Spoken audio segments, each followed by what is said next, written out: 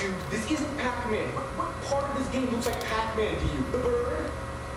Hello, it's me again, back for another mildly entertaining video, and boy oh boy, I sure hope nothing gimmicky happens to me.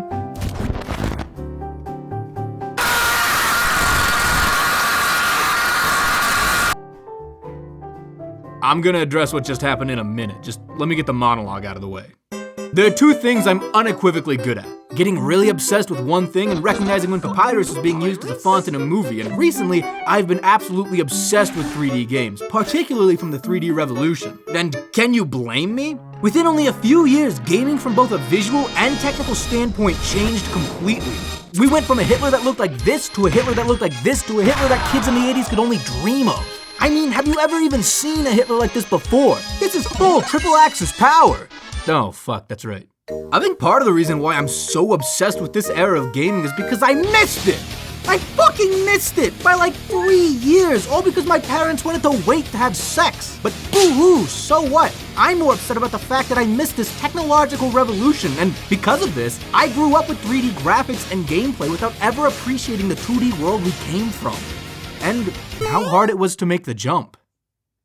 And I can't go back to my 2D self until I learn to appreciate this era of gaming. See, I told you I'd explain why I'm 3D now, Jesus. The reason I brought up Hitler before isn't because I think genocidal, half-testy dictators are the hallmark of real 3D, but because most people believe that Wolfenstein 3D was the first 3D game. God, I wonder why. But the thing is, most people are wrong. You see, a lot of these early games claim to be 3D when they simply just weren't. Sure, you had games like Descent or even Jumping Flash, the first video game to look bad, which allowed you to move to a 3D space in 6 directions, but most of the time you were dealing with stuff like 3D Monster Maze, or as it's known overseas, a false advertising. First of all, nothing about this is 3D, and second of all, that's not even a fucking monster. That's an anatomically incorrect dinosaur, and I'm only letting it slide because of how terrifying it looks in-game. Jesus. When a game said 3D in the title, it was a pretty good bet that the game was going to be taking the Lion King 1.5 route by being 2.5D instead of true 3D. Isometric? So, the first step to making the jump to 3D? Actually make your fucking game 3D. Then the next step is to make your game look good in 3D, and right off the bat, like 30% of IPs failed. By the time the 3D revolution had begun, developers had had a whole dog year to master the sprite work and controls of 16-bit games, and it showed. Games had never looked prettier, sprites were tight and lively, and backgrounds were incredibly detailed. But then bit count doubled and artists didn't know how to transfer their art up a dimension, and it showed. Sorry. I think I'm just a little sick. Oh! What is that? A lot of the games that made the jump early were just ugly because nobody knew how to handle this 3D art, which is fine if your series is just beginning as a 3D game because you can just say, no, yeah, he's supposed to look like that. But not every game had the benefit of being Nights into Dreams on the Sega Saturn, alright? Some games were Donkey Kong 64. How the fuck were they ever supposed to beat this? Donkey Kong Country looks so lush and stylized, and 64 looks empty and sharp like a Frank Lloyd Wright chair. I'm gonna repeat that joke in case it didn't land. Like a Frank Lloyd Wright chair. Google a Frank. Fuck off if your game had actual humans in it. That's just shooting yourself in the trapezoid. Of course, some franchises transferred to 3D graphics perfectly. If your character was a sphere with dot eyes like Kirby over here, was a shoo-in, but if you wanted anything more complex or, I don't know, polygonal, good fucking luck. The games that made the visual jump successfully tended to be games that didn't have pre-existing 2D games to be associated with, or had more cartoony graphics to begin with, which is why Mario 64 doesn't look like the paintings you'd find on the walls of the Cheddarman's cave. This is why you see a lot of games from the mid-90s with that identical, jagged, matte finish look. It was a popular and easy style to transfer into 3D. That doesn't mean that all 3D games were ugly or cartoony though. Shenmue was out here in the Dreamcast stopping hearts and bankrupting companies, but looking fucking gorgeous while doing it. This game didn't make the jump, it goddamn triple flipped into 3D. It's such a technical marvel that the remaster looks essentially the same. It also plays like dog shit. Shenmue might have been the best looking game of the century, but 20 minutes in and you realize it's nothing more than a 128-bit Guangzhou Denizen simulator. Half the gameplay is just Port City wage work. And all that takes us to number 3. Give your game good 3D gameplay. Now, this step arguably might have been the hardest for games making the jump because nobody knew what 3D gameplay was supposed to look like. Like, how the fuck do you make a 3D game out of a series where the only gameplay mechanic is walk right? Most of the battle for 3D gameplay was just figuring out what to do with the camera and how to move it. For some, the solution was to give their controller a dick. A lot of games floundered trying to get to 3D because most 2D game mechanics didn't translate, but not all games struggled equally. How difficult this part of the jump was depended on the genre of your game, and the game with the biggest handicap in this step was platformers. Ooh, am I catching a whiff of something Ferris? Because I'm smelling some irony. Prior to 3D, we lived in a world of simple truths. Good guys went right, bad guys went left, just like God intended back in Genesis 1988. But then the Z-axis was added and turned things into a World War I dogfight with fucking free running? Because platformers were side-scrollers before, you could control the rate at which you progressed, IAOU, the rate at which obstacles appeared. But in 3D, everything is thrown at you all at once, and half the time you feel like you have no idea what's behind you or what's in front of you, and is this what war feels like? Because this feels like Napoleonic-era combat. This was especially true for Bubsy 3D, a game so bad they stopped making Bubsy games long enough for a child to be born, graduate high school, and legally purchase Jägermeister, and then reverted back to making subpar than subpar 2D platformers. This game was so bad that it killed the franchise, TV show and all. Now the voice actor's out here getting work on Cameo, and he'll say anything. Listen. Die. The joke here is that was successful voice acting legend and absolute sweetheart Rob Paulson, but I think the real joke here is that I paid $200 just to get that one line.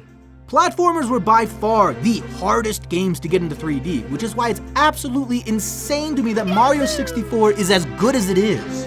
I know saying Mario 64 is a great game is like beating a dead, I was gonna say Yoshi, but I guess the Mario universe does canonically have regular horses, so horse? But I cannot express how insane this game actually is, especially now that I've played it.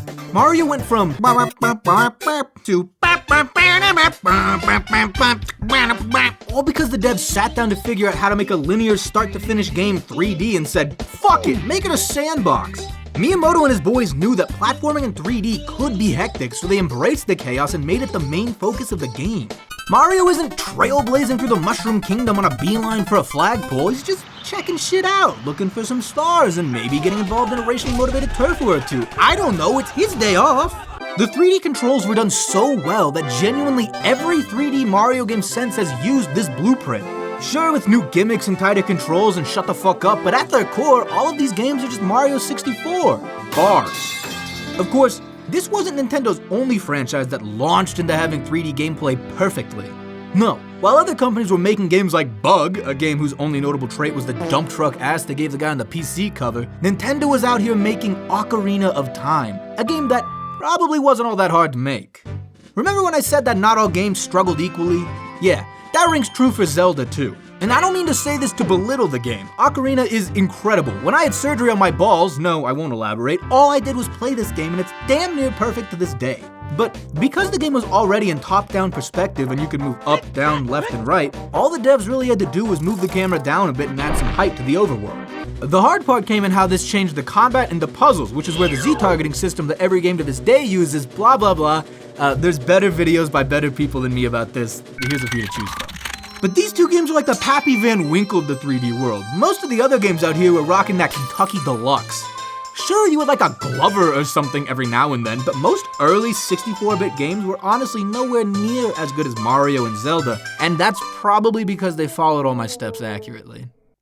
Yeah, I've been lying to you the whole time. You see, I told you that the first step to making the jump to 3D was to make your game 3D, and that part was actually true. That is the first step. But the second step, that's where I pulled the wool over your eyes, because the second step isn't to make your game look good in 3D, it's to make your game actually fucking playable in 3D, which, now that I'm saying it out loud, sounds really obvious, and I'm starting to think that I wasted a lot of time trying to trick you. Obviously, if your game looks great in 3D, that's awesome. Congratulations, a big whoop, but if it's just fucking unplayable, why the hell would you make it 3D? Mario 64 and Zelda made the jump perfectly because they started with the gameplay. They started by adding new mechanics to help transfer the game to the third dimension and made sure that they controlled well and made sense in 3D. But nobody else thought like this. I put the steps in the wrong order intentionally because the vast majority of developers thought this was the right way to make a game in this new era of gaming. I think a lot of games made the jump without actually asking if 3D was right for them. Okay, so now we gotta talk about Sonic real quick. Sonic fans are some of the most depraved people you will ever meet. These guys will build life-sized fuck dolls of rodents out of a one-to-one model of a human skeleton. They'll draw a vor of canonical miners eating each other. They'll behave in a manner that warrants an ongoing 69-episode-long documentary. It's incredible, but I don't think it's the game that's attracting these sick perverts. No, I think the games are creating them. Sonic fans have been handed shit game after shit game to the point where it's damaging their mental stability because Sega never stopped to ask if Sonic could even work in 3D. The answer is yes, he can, but it's kinda hard to perfect. Sure, you've got Sonic Colors and Sonic Adventure 2, but you also have Sonic Forces, a game which came out in the last 5 years and glitches like it's Sega's first attempt at making a game in general. Sonic Adventures, their first real attempt at 3D, fuck off 3D Blast, is a decent attempt at making the jump with a lot of fucking game-breaking bugs. When it works, it's fun, but it doesn't feel like Sonic. Running forward on a rail track just isn't the same. I don't really know how to explain it, but somehow having all this extra space feels more confining than the 2D game. I just think the blue blur works better running left to right, and I don't think I'm the only one. But don't think it was just America's favorite Aeronausidae botching their polygonal debuts. Castlevania, Mega Man, goddamn King's Quest are just some of the franchises that launched into the new era without questioning if they'd work in 3D. You're a fucking point-and-click adventure game. What the hell made you think this would work? It's like trying to turn Call of Duty into a top-down turn-based RTS. Fucking Google Maps-ass gameplay. But the thing is, as bad as these games might be, they still have value. Oh shit, okay, maybe not all of them, but that's fine, I can still make my final point. It's obvious that 3D isn't for everyone at this point, right? I mean, look at me. I went from cute and endearing to haunting and haunting just because this third axis isn't doing my character design any favors. And obviously, not all games work in 3D, and obviously, a lot of games really botched the jump, but these games still matter. Fucking Mega Man Legends still matters. I think there's value to a lot of these shitty games because they represent how far we've come. These games are the results of intrepid developers' attempts at entering a new dimensional era with minimal preparation. Even if you can't appreciate some of the monstrosities they Frankenstein together, you at least have to respect the fact that they tried it all. They also kind of force you to appreciate how incredible the games that did make the jump and stick the landing are. Seeing how many games failed puts into perspective how hard making a game like this was. At the end of the day, you just have to appreciate early 3D games and how far they took us in such a short period of time. You have to appreciate the games that walked so that only a few years later, we could run. You kinda have to appreciate the jump. Oh, what the fuck? I'm getting flashbanged. Jesus, I can't see. Am I dying? Is this death? Take me, Lord. Take me far away. I'm ready. Oh shit, never mind. I'm not dead. I guess I learned to truly appreciate the jump from 2D to 3D and return to my normal self or something really poorly written like that. Well, thank God I'm back to my regular real-life self.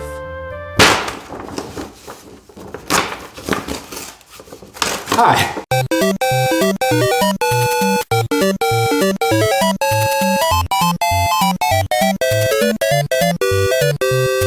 Fuck! We went from a Hitler that looked like this to a Hitler that looked like this to a Hitler that only— oh my fucking God. Castlevania. Castle what? Gave the guy on the ass. Fuck. And I'm only letting it slide because it's oh my God. I can't go in. Guangzhou. I gotta look up the pronunciation. Erinsidae? Erinsidae.